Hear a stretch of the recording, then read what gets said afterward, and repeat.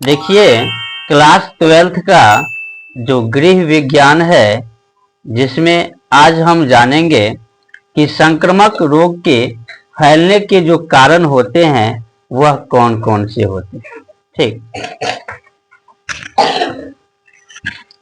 और संक्रमण रोग किस किस तरह से फैलता है और किस प्रकार से फैलता है, इसके बारे में जानते हैं। सबसे पहले हम जान लेते हैं कि आखिर संक्रमण रोग क्या होता है। ठीक, संक्रामक रोग क्या होता है कि ऐसा रोग जो एक व्यक्ति से दूसरे व्यक्ति में फैल जाता है ना। कोई ना कोई कारण से क्या होगा, एक व्यक्ति से दूसरे व्यक्ति में फैल जाएगा, है ना। वह फैलने का जो कारण होता है वो सबसे पहले वायु होता है। क्या होता है? वायु होता है। वायु तो जानते ही हैं कि हर एक जगह होते हैं। ठीक, वायु जो है शुद्ध होता है, लेकिन उसमें जो गैस होता है, ठीक, जो धूल कण होते हैं, वो सब वायु को प्रदूषित कर देता है। ठीक, रोगाणु धूल के कण में मिलकर स्वस्थ मनुष्य के शरीर में पहुंचते हैं। जो रोगाणु होते हैं, ठीक, वह क्या करते हैं कि हवा में, वायु में मिलकर और जो स्वच्छ व्यक्ति है, स्वस्थ व्यक्ति है, उसके शरीर में प्रवेश करते हैं। ठीक, और एक स्वस्थ व्यक्ति को रोगी बना देता है, क्योंकि वायु तो हर एक व्यक्ति के लिए जरूरी है। और जब वह स्वस्थ व्यक्ति लेता है जो प्रदूषित वायु है, वह क्या करता है कि एक व्यक्ति को जो स्वस्थ है उसको रोगी बना देता है। ठीक ठीक, तो सबसे पहला कारण क्या था? वायु था, है ना। अब दूसरा कारण जानते हैं कि दूसरा कारण क्या है। दूसरा कारण है जल। ठीक, जिस प्रकार वायु सभी के लिए आवश्यक है, उसी प्रकार जल भी क्या है, सभी के लिए आवश्यक है। लेकिन जल हम किस प्रकार से पीते हैं और कैसे पीते हैं, इस पे विचार करना आवश्यक होता है। ठीक, जैसे कि जल जो है शुद्ध होता है, लेकिन जल में यदि गंदगी चला जाए, प्रदूषित हो जाए, तो वो हानिकारक होता है ना। अब देखिए, रोगाणु जल को प्रदूषित करते हैं। जो रोगाणु होते हैं वह जल को प्रदूषित कर देते हैं। साथ ही प्रदूषित जल पीने से रोगाणु शरीर के अंदर चला जाता है।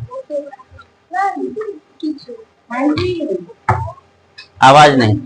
जो रोगाणु होते हैं वो जल के माध्यम से शरीर में प्रवेश करते हैं। ठीक, और शरीर में प्रवेश करने के बाद शरीर को हानि पहुंचाता है और रोगी हो जाता है, जैसे हैजा, अतिसार, टाइफाइड।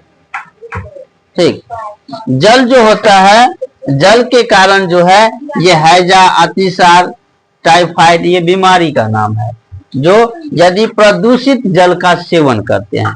स्वच्छ मनुष्य भी क्या होता है, तो स्वच्छ मनुष्य भी रोगी का शिकार बन जाता है। ठीक, चलिए थर्ड नंबर। तीसरा क्या है? भोजन। इसमें जितना भी चीज है वो आवश्यक चीज सब है। वायु, प्रत्येक वायु तो आवश्यक है, सांस लेंगे तब जीवित ही रहेंगे। ठीक, जल भी आवश्यक है, जल पिएंगे तभी जीवित रहेंगे। भोजन, भोजन भी आवश्यक है तो जीवित रहेंगे। देखिए, मक्खी भोजन तथा गंदगी दोनों पर बैठती है। भोजन से जो बीमारी होता है वो मक्खी के कारण होता है ना। मक्खी यदि आया, कहीं भोजन ढका नहीं है, वहां बैठा, ठीक, वो जो स्वस्थ व्यक्ति खाएंगे, है ना, तो वह खाने के बाद जो स्वस्थ व्यक्ति होते हैं वह भी क्या होते हैं, बीमार पड़ जाते हैं, जिससे भोजन पर रोगाणु छोड़ देता है और भोजन खाने वाला रोगी हो जाता है। भोजन से जो रोगी फैलता है वो किससे? तो मक्खी के द्वारा फैलता है। ठीक, चलिए आगे क्या है? संपर्क।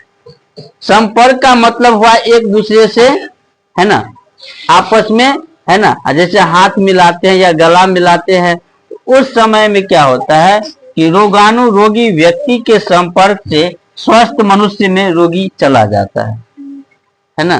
कि जो स्वस्थ मनुष्य है, ठीक, यदि एक रोगी व्यक्ति है उससे हाथ मिलाया या गले मिलाया तो जो स्वस्थ व्यक्ति है उसमें क्या होगा, रोगी प्रवेश कर जाएगा।